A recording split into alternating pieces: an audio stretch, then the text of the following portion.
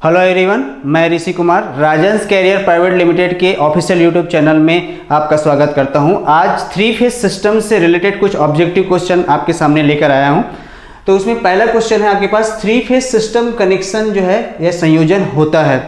तो सबसे पहले आप देखते हैं कि एक्चुअल में 3 फेज जो है आपके पास सिस्टम क्या होता है। यहाँ पर नाम से स्पष्ट है कि 3 फेज जो है प्रणाली यदि किसी न किसी एक संयोजन या इस कनेक्शन से जुड़ा हो तो वो एक प्रकार का 3 फेज सिस्टम को वो बनाता है। यहाँ पर आप डायग्राम में देख सकते हैं कि यदि तीनों फेज जो है इस तरीके से क्लोज पाथ बनाते हुए आपके पास इस तरीके से वायर आपके पास बाहर निकला होता है तो इस प्रकार का जो सिस्टम है, इस प्रकार की जो प्रणाली है उसको हम लोग जो है डेल्टा कनेक्शन कहते हैं। उसी तरीके से यदि आपके पास तीनों फेज इस तरीके से किसी एक कॉमन पॉइंट से जुड़ा हो तो इसे हम लोग स्टार कनेक्शन कहते हैं। इसके अलावा जो है इस स्टार कनेक्शन में इस न्यूट्रल पॉइंट से एक वायर इस तरीके से और बाहर निकाल सकते हैं जिसे हम लोग जो है न्यूट्रल वायर कहते हैं। तो इस तरीके से हम ये बोल सकते हैं कि डेल्टा कनेक्शन आपके पास 3 फेज 3 वायर प्रणाली है या 3 वायर सिस्टम है। उसी तरीके से हम लोग इसको बोल सकते हैं 3 फेज 4 वायर सिस्टम है। तो इस तरीके से 3 फेज सिस्टम में 2 प्रकार के कनेक्शन पॉसिबल हैं, एक स्टार कनेक्शन और दूसरा डेल्टा कनेक्शन। तो इस तरीके से इसका जो आंसर आपके पास क्या हो जाएगा, स्टार और डेल्टा कनेक्शन। 3 फेज सिस्टम में आपके पास 2 फेज के मध्य फेज डिफरेंस होता है। तो इस केस में आपको बता दूं कि जैसे 3 फेज सिस्टम में आपके पास तीनों फेज करंट बोलिए या तीनों फेज वोल्टेज बोलिए, तीनों फेज करंट के बीच में आपके पास इस तरीके से 120 डिग्री का आपके पास फेज शिफ्ट देखने को मिलेगा। तो जैसे मान के चलिए आपके पास इसको IR से, इसको IY से और इसको IB से रिप्रेजेंट करते हैं तो इन दोनों के बीच जो है आपके पास 120 डिग्री का अंतर होगा।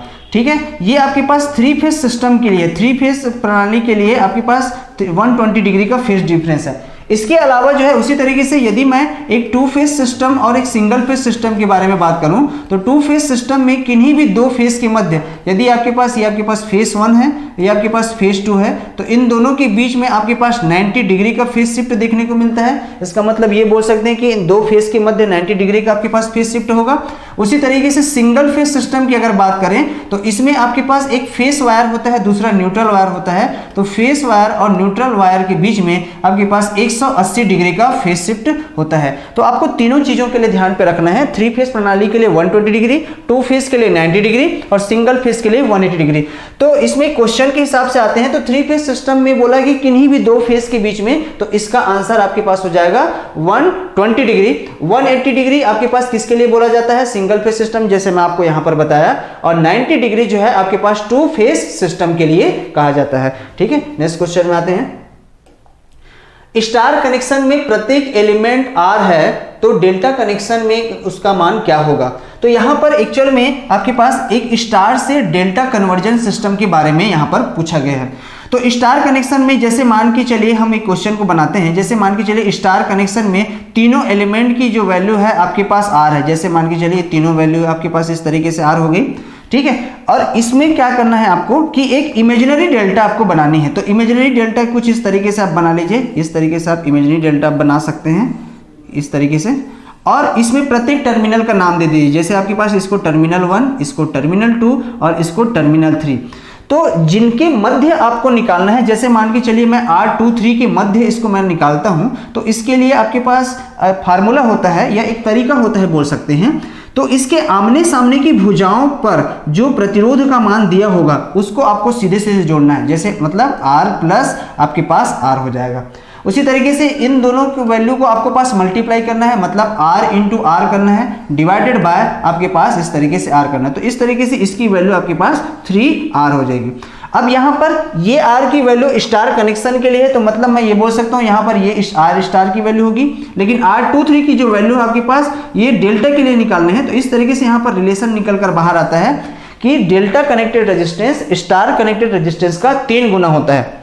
या हम इसको दूसरे तरीकों से भी बोल सकते हैं, R स्टार की जो वैल्यू है वो आपके पास डेल्टा कनेक्टेड रेजिस्टेंस का 1/3 होता है। तो एक्चुअली क्वेश्चन के हिसाब से चलना है अपने को कि स्टार कनेक्शन में प्रत्येक एलिमेंट की वैल्यू R है तो डेल्टा कनेक्शन में कितना होगा। तो डेल्टा कनेक्शन में यहां पर हम लोगों ने जो प्रूव किया ये आपके पास 3R इसका ऑप्शन होगा। ठीक है, नेक्स्ट क्वेश्चन में आते हैं आपके पास।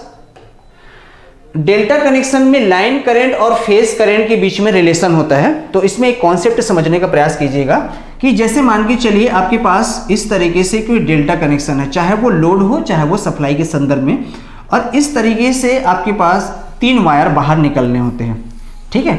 तो जैसे अगर सिंगल फेज सिस्टम की अगर बारे में बात करें ना, तो वहां पर लाइन वैल्यू और फेज वैल्यू दोनों सेम कही जा सकती है, लेकिन सिंगल फेज सिस्टम से अगर ज्यादा वैल्यू पर आते हैं, जैसे 2 फेज सिस्टम है, 3 फेज सिस्टम है, तो वहां पर लाइन वैल्यू अलग हो जाती है और फेज वैल्यू अलग हो जाती है।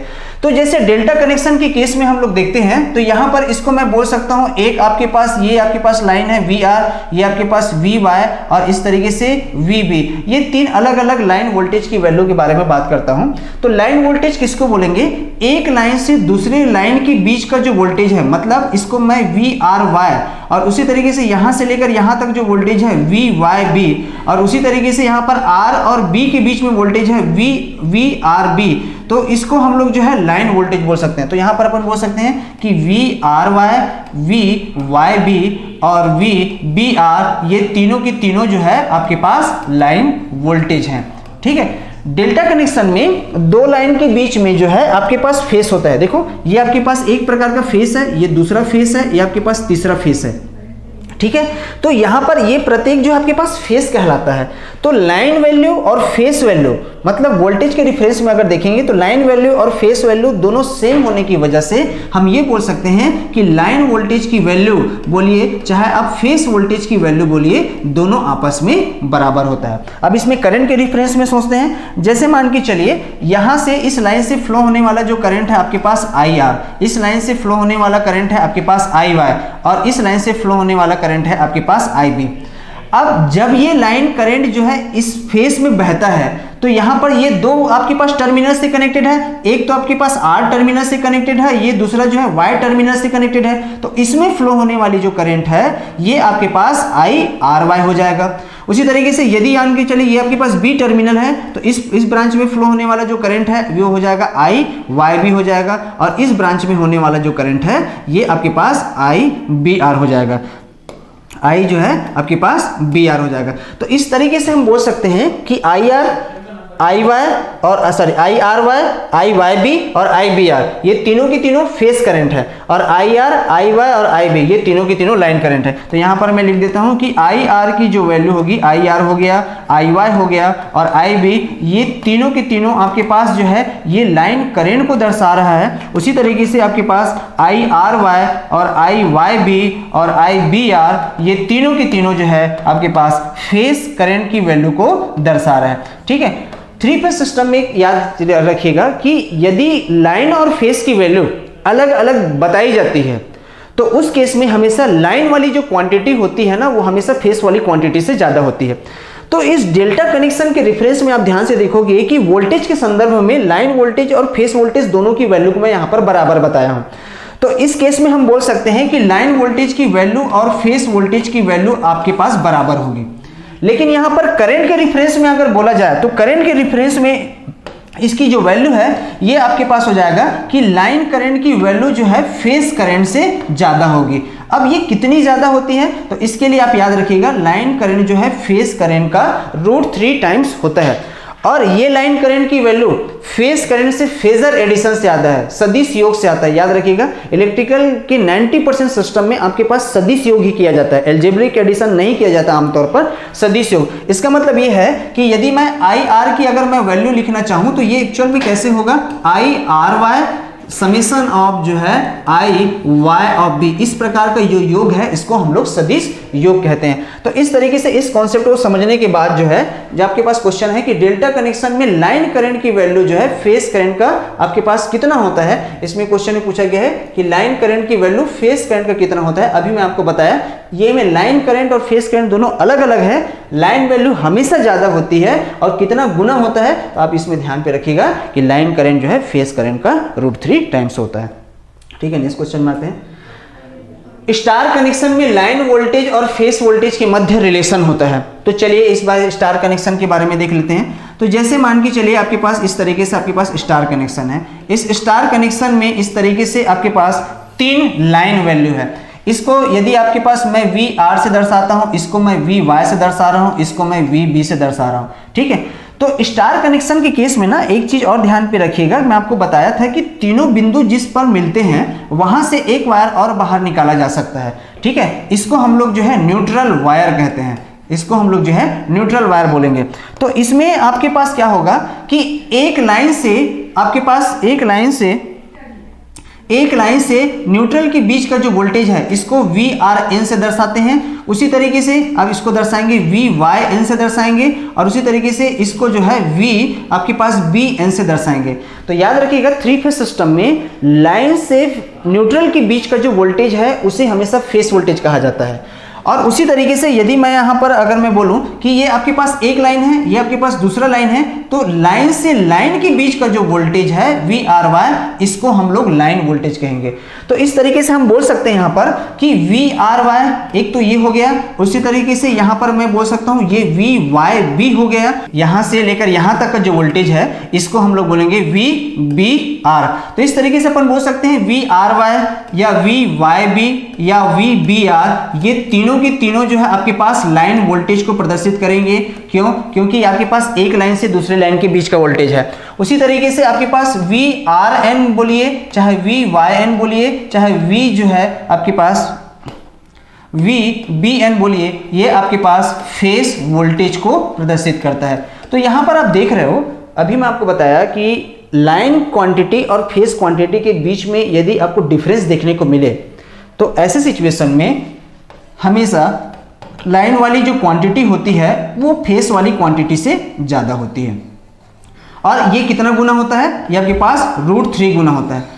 और सेकेंड इंपॉर्टेंट चीज़ याद रखना कि ये लाइन क्वांटिटी जो है फेस क्वांटिटी के सदिश योग से आया होता है। जैसे उदाहरण के तौर पे अगर VRY की वैल्यू अगर आपको लिखा जाए तो ये आपके पास एक्चुअल में VRN प्लस VYN का आपके पास सदिश योग होता है।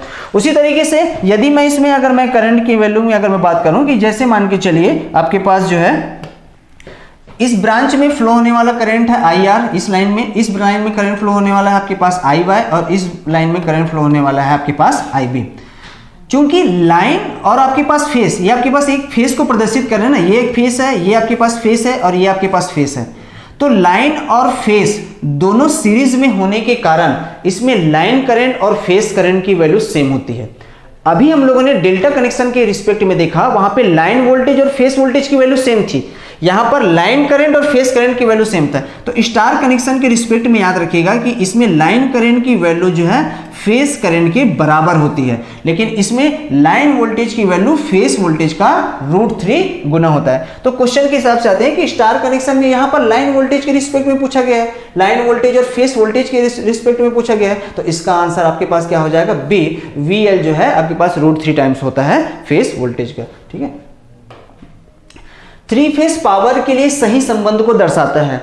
तो यहां पर आपको 3 फेज पावर आपके पास बोला गया है, तो इसमें एक कॉन्सेप्ट आप ध्यान पे रखिएगा कि यदि मैं सिंगल फेज पावर के लिए अगर इक्वेशन लिखना चाहता हूं तो ये हमेशा V phase I phase cos of phi होता है, अगर मैं सिंगल फेज के बारे में अगर बात करूं तो। उसी तरीके से यदि मैं 3 फेज के बारे में अगर लिखना चाहूं तो क्या होगा?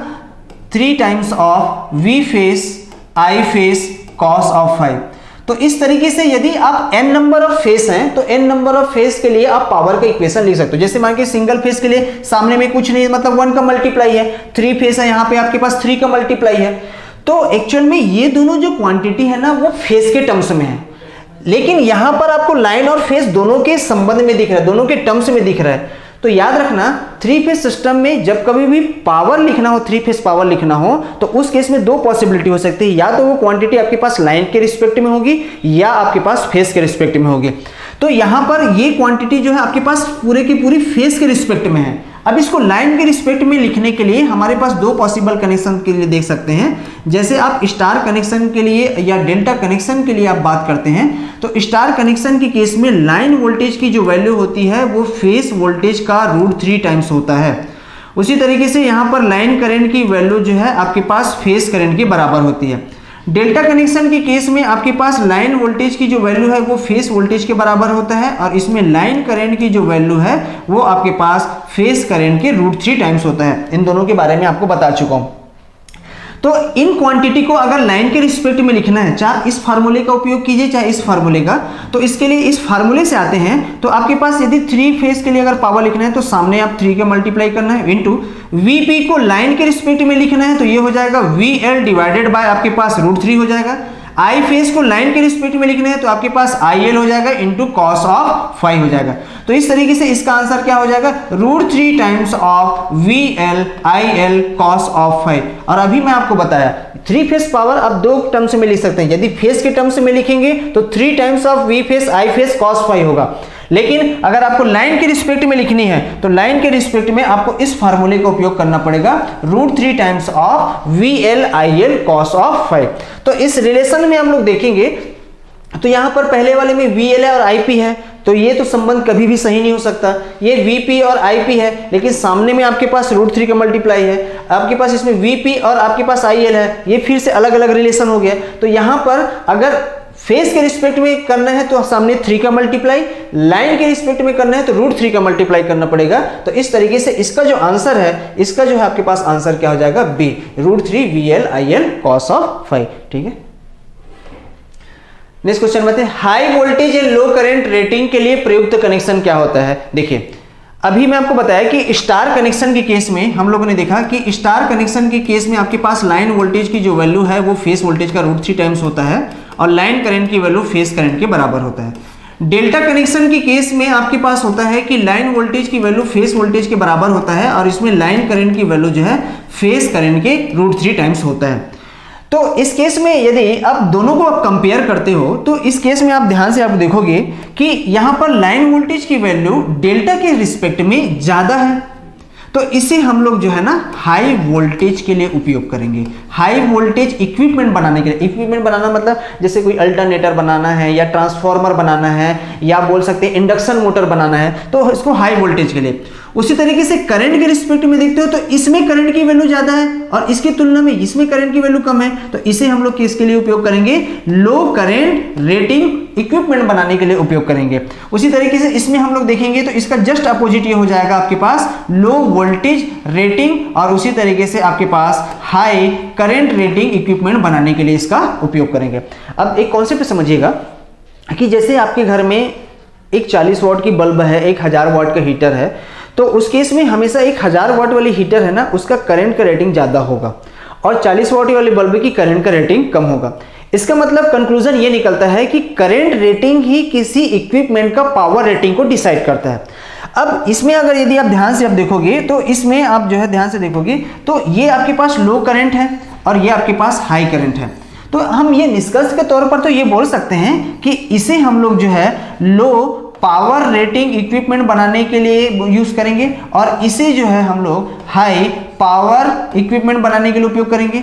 ठीक है, तो मान के चलो स्टार कनेक्शन के लिए लो पावर रेटिंग के लिए हो जाएगा और डेल्टा कनेक्शन के लिए हाई पावर रेटिंग। तो इसमें क्या क्या चीजें एक बार ध्यान से देख लीजिए, हाई वोल्टेज लो करंट लो पावर, इसमें लो वोल्टेज हाई करंट और हाई पावर इक्विपमेंट बनाने के लिए उपयोग करेंगे। अब क्वेश्चन के हिसाब से चलते हैं, हाई वोल्टेज और लो करंट बोला है तो हाई वोल्टेज और लो करंट के लिए आपके पास एक ही कनेक्शन है, आपके पास कौन सा हो जाएगा, आपके पास स्टार कनेक्शन हो जाएगा। ठीक है, तो इसके लिए आपके पास क्या हो जाएगा, ऑप्शन जो है स्टार कनेक्शन, स्टार कनेक्शन इसका आंसर हो जाएगा। ठीक है, नेक्स्ट क्वेश्चन में आते हैं, हाई पावर रेटिंग के लिए प्रयुक्त कनेक्शन है। अभी मैं आपको बताया हाई पावर रेटिंग के लिए आपके पास डेल्टा कनेक्शन है, तो इसका ऑप्शन आपके पास डेल्टा कनेक्शन आ जाएगा। ठीक है, नेक्स्ट क्वेश्चन में आते हैं, ट्रांसमिशन लाइन के एंड में पावर फैक्टर को इंप्रूवमेंट करने के लिए प्रयुक्त कनेक्शन होता है। देखो ट्रांसमिशन लाइन में जब कभी भी पावर फैक्टर इंप्रूवमेंट की बात आती है ना, तो पावर फैक्टर इंप्रूवमेंट के लिए हम लोग जो है एक्चुअल में कैपेसिटर का उपयोग करते हैं। ठीक है, जैसे मान के चलिए आपके पास कोई ट्रांसफार्मर है, उसमें भी यदि आपके पास पावर फैक्टर को इंप्रूव करना है तो हम लोग कंडेंसर का उपयोग करेंगे। तो चूंकि आमतौर पर जो जनरेशन है, ट्रांसमिशन है, डिस्ट्रीब्यूशन है वो 3 फेज सिस्टम में होता है, तो 3 फेज सिस्टम में आपके पास अन्य जो इक्विपमेंट है वो भी 3 फेज सिस्टम में ही होंगे। तो यहां पर जो कैपेसिटर जो उपयोग किया गया है ये एक्चुअल में यहां पर 3 फेज कैपेसिटर बैंक का इस्तेमाल किया जाता है और 3 फेज कैपेसिटर बैंक में आपके पास वो बैंक जिसका होता है वो होता है डेल्टा कनेक्शन का या डेल्टा कनेक्टेड, इस तरीके से आपके पास कैपेसिटर बैंक होता है। तो डेल्टा में आपके पास रखने का मेन कारण होता है कि डेल्टा कनेक्टेड कैपेसिटेंस की जो वैल्यू होती है वो स्टार कनेक्शन कैपेसिटेंस का 1/3 होता है। इसका मतलब ये हुआ कि स्टार में जितना कैपेसिटेंस हमको लगेगा उसका 1/3, जैसे 15 माइक्रोफैरेड का इसमें लग रहा है तो 5 माइक्रोफैरेड का इसमें कैपेसिटर में काम चल जाता है। ठीक है, तो इस कारण से यहां पर बोला गया कि ट्रांसमिशन लाइन में एंड में पावर फैक्टर को इंप्रूवमेंट करने के लिए प्रयुक्त कनेक्शन है। तो कैपेसिटर बैंक के बारे में वो बात कर रहा है और वो कैपेसिटर बैंक आपका डेल्टा में कनेक्ट होता है, तो इसका ऑप्शन क्या आएगा, डेल्टा कनेक्शन आएगा। ठीक है, नेक्स्ट क्वेश्चन में आते हैं। डिस्ट्रीब्यूशन ट्रांसफार्मर में प्रयुक्त जो है फेज कनेक्शन होता है। तो एक्चुअल में यहाँ पर जो चारों के बारे में बताया गया है, एक्चुअल में 3 फेज ट्रांसफार्मर के टाइप्स हैं, अलग अलग टाइप्स हैं। जैसे डेल्टा डेल्टा है, आपके पास स्टार स्टार है, स्टार डेल्टा है, डेल्टा स्टार है। तो चारों का अपना एक अलग अलग एप्लीकेशन मैं आपको बता देता हूं।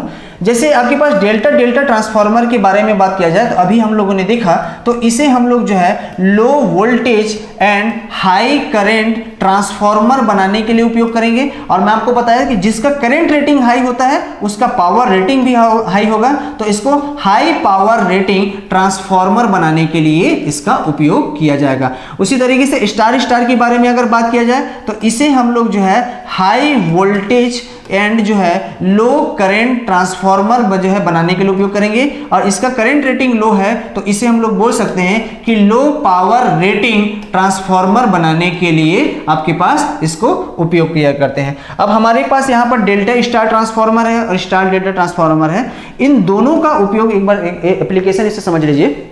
देखिए, ट्रांसमिशन लाइन के प्रारंभ में जब कभी भी आपको वोल्टेज की वैल्यू को बढ़ाना होता है तो उसको स्टेप अप बोलते हैं, और ट्रांसमिशन लाइन के एंड में जब वोल्टेज की वैल्यू को जब घटाना होता है इसको स्टेप डाउन कहते हैं।